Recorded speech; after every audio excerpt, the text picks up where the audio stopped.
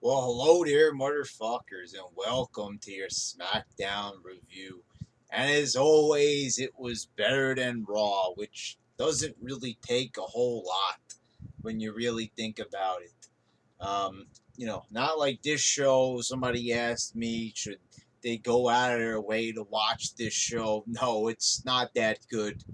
I wouldn't go out of my way to watch this show or any other WWE program or pay per view. If you noticed, I didn't even recommend SummerSlam. I'm not going to lie and say, oh, the show was wonderful. I wholeheartedly recommend it. I wouldn't recommend these shows to my worst enemy. But as if we're going to compare what's, the lesser of the two evils, then I'd say go for SmackDown. I said if you have to watch one program, make it SmackDown. Raw is just painful. At least with SmackDown, there's a different look, there's a different feel with different graphics. When the guys come out to the ring, you've got the side panels with little information and facts about them. There's things that are pizzazzing it up a bit, making it feel new and original.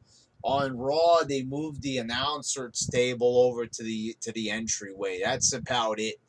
Other than that, Raw feels exactly like it did pre-draft. At least SmackDown is making more of an effort to get a different feel going for the same show instead of doing the same thing and presenting it in a new wrapper. Um, we start off, which is this is one of the things I like more about SmackDown. At least they try to do things a little differently.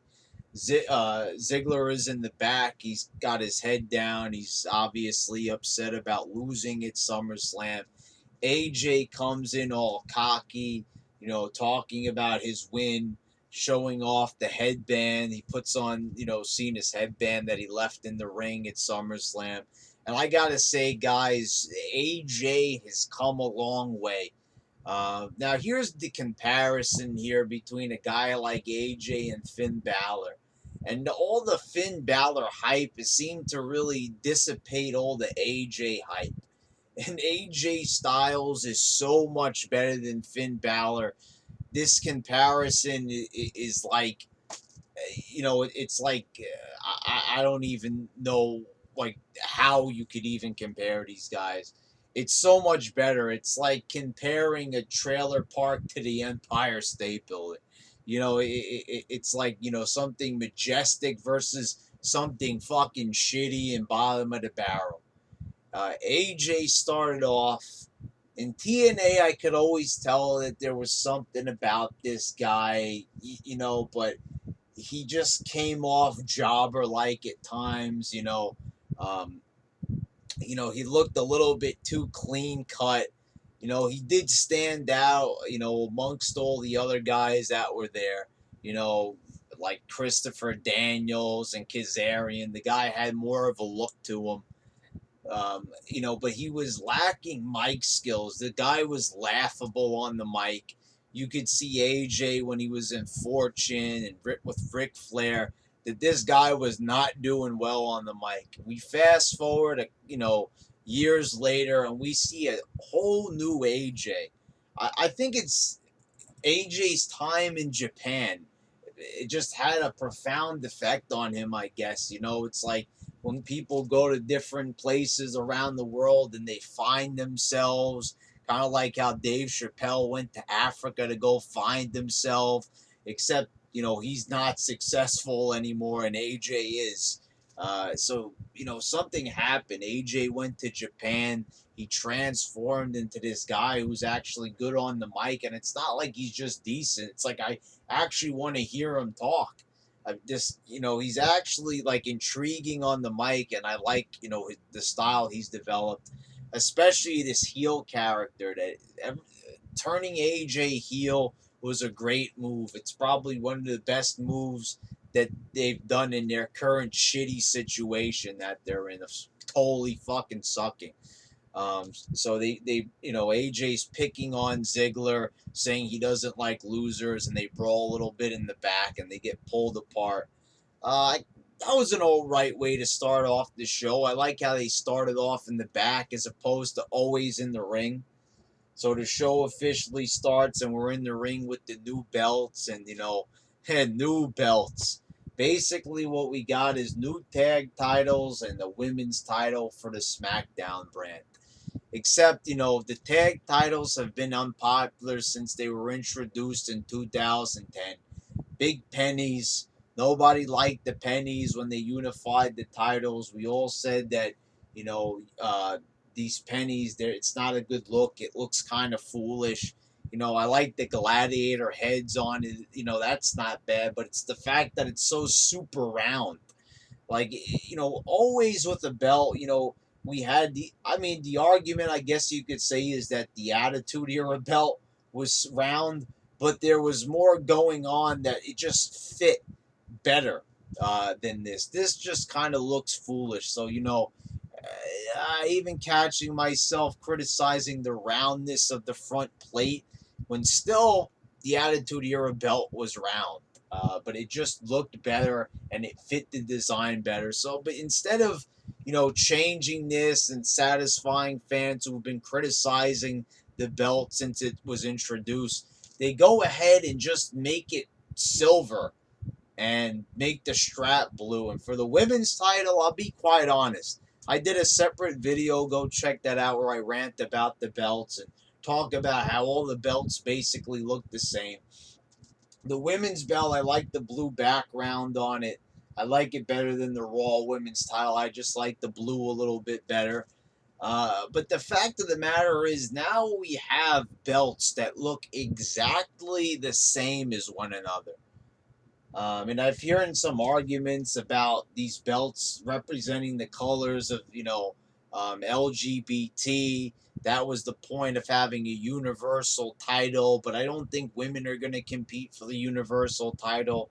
I haven't read any of this, so I don't really know what the relation of that is. I've only seen a couple of comments.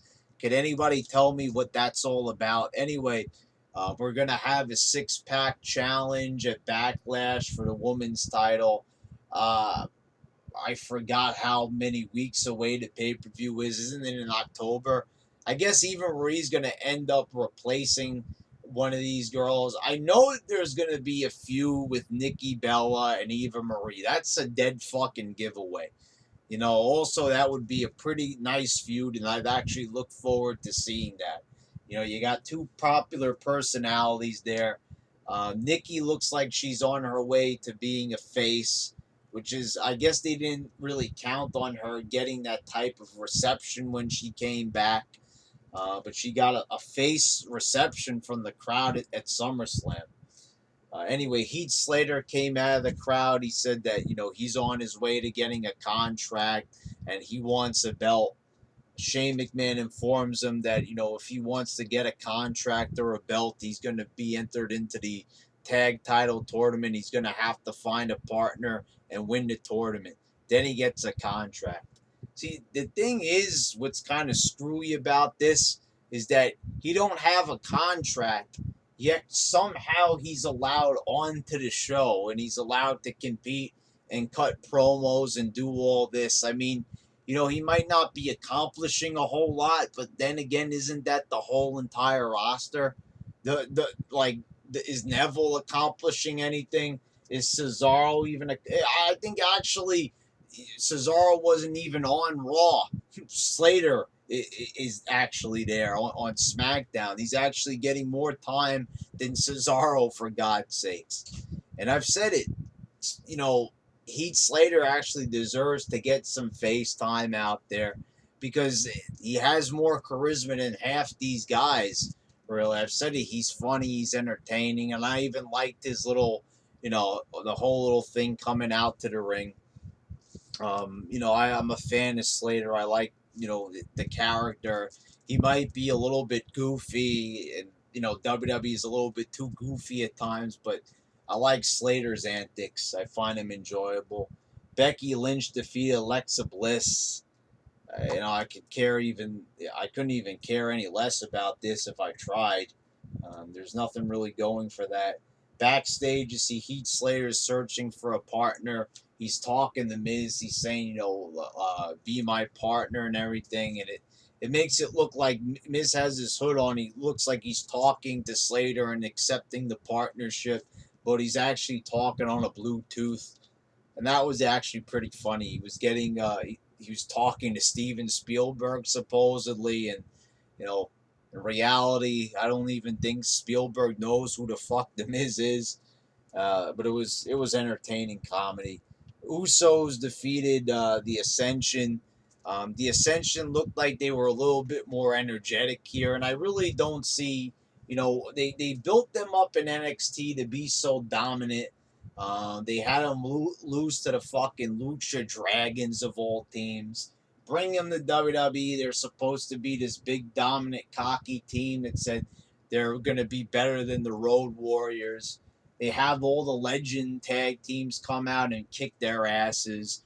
Then they had them go on to beat the Outlaws, and then they just fucking give up. They give up on them. Like, this is what I'm saying. It's not even the Ascension's fault. I'm not saying it's the best tag team of all time. But, they bring them in with all this hype and shit, and then nothing.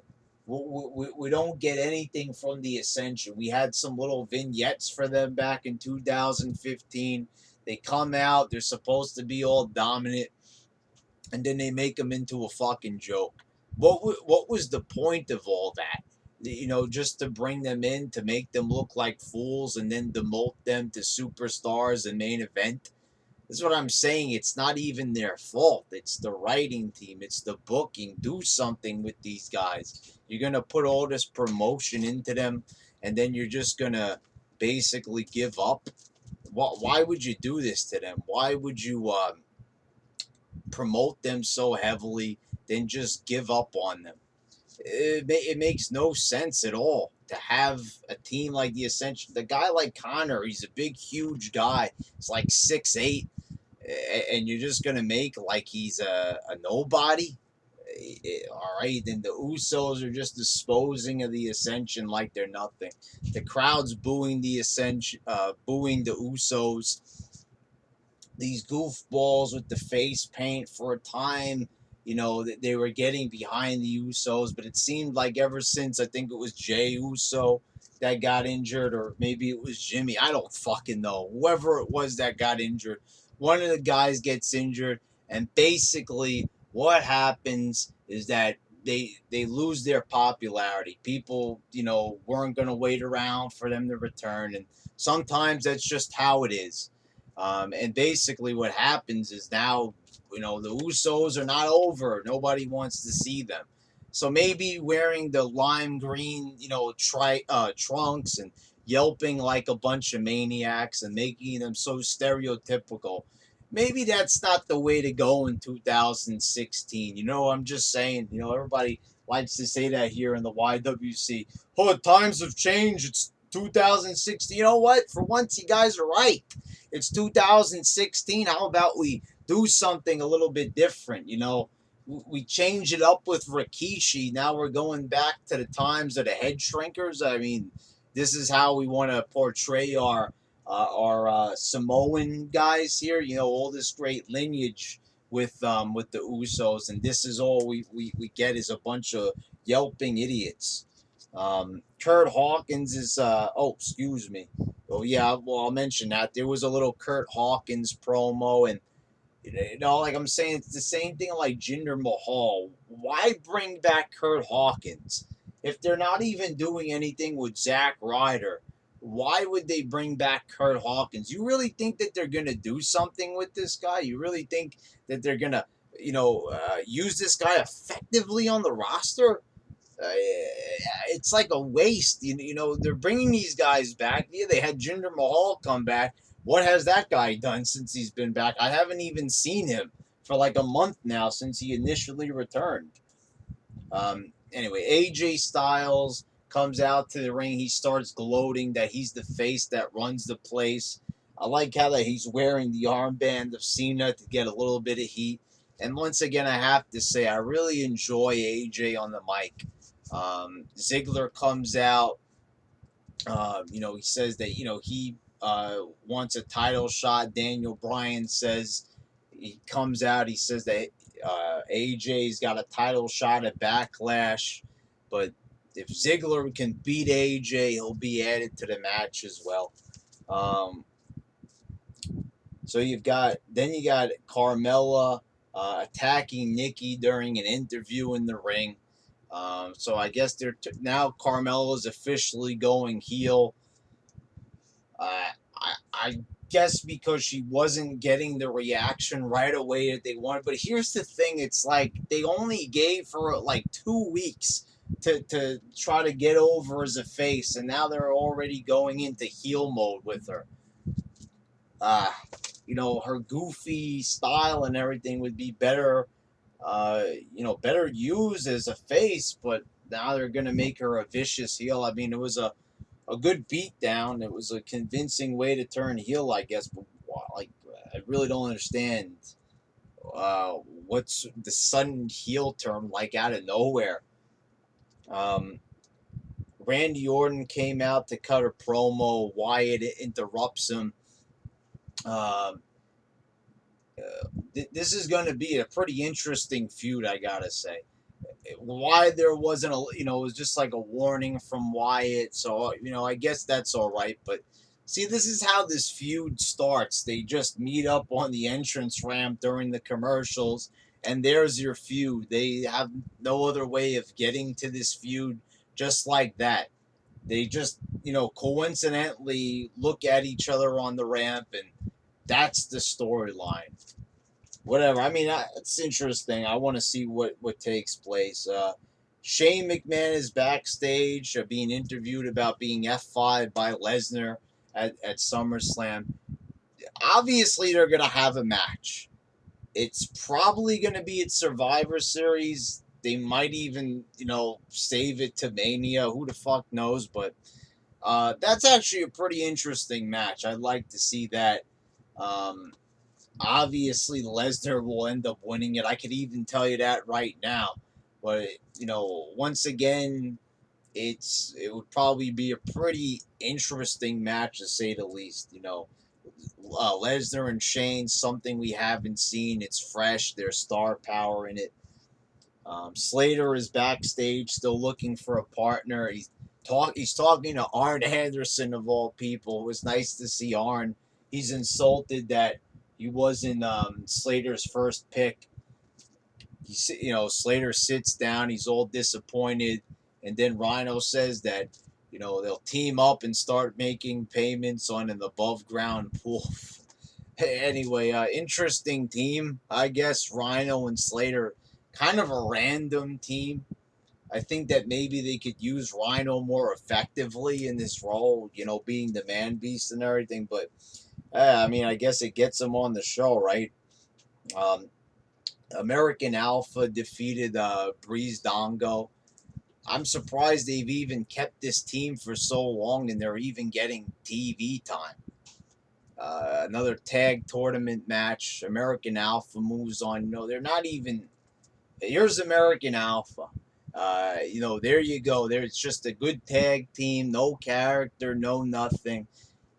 I've said this time and time again. We have way too many guys like this that, these guys are talented. Sami Zayn, Neville, all these guys, they could do good moves. They could wrestle good matches. Yeah, but we have 1,001 guys like that. Do we really need another good wrestler on the roster that's all that character is? And then in the main event, you had AJ defeating Dolph Ziggler. Now we're going to get a one-on-one match between AJ and Ambrose. And I like this because now it gives Dean Ambrose a chance to see what he could really do. And he's going to have a great match with AJ. AJ's going to make sure this guy. And this is why I think they're getting behind AJ. I think it's almost crazy. This is the only thing that's a little bit alarming is I'm looking at AJ Styles standing face to face with Ambrose, and Ambrose isn't even like the biggest guy in WWE, and AJ looks pretty fucking tiny compared to him. I'm like, ooh, sorry, it's not like I'm trying to be this, that guy, but man, I think they should, steer clear of going toe to toe. When you see like AJ going like, basically face to face with somebody, that's not a very good shot to have because it shows how tiny AJ is. And, you know, AJ's got a great, now a personality. And they better just steer clear of those camera shots where it shows that AJ's so short. Because I mean, like Ambrose is like 6'2". It made AJ look like he was 5'6". It made him look like a fucking Mysterio. Anyway, so it was a pretty decent show for what it is. Nothing was overwhelmingly terrible. I can't say the same for Raw, and that's exactly why SmackDown's better. It doesn't make me hate life. It's only 2 hours, and there's actually some legitimately decent stuff on the show instead of Raw, which is purely fucking shit. I mean, I take a look at Raw and I don't see a single fucking thing that I like. Anyway, decent show. I'm not going to go out of my way to recommend it, but like I said, if you're going to watch one show, one of these brands, I say go with SmackDown, motherfuckers. All right.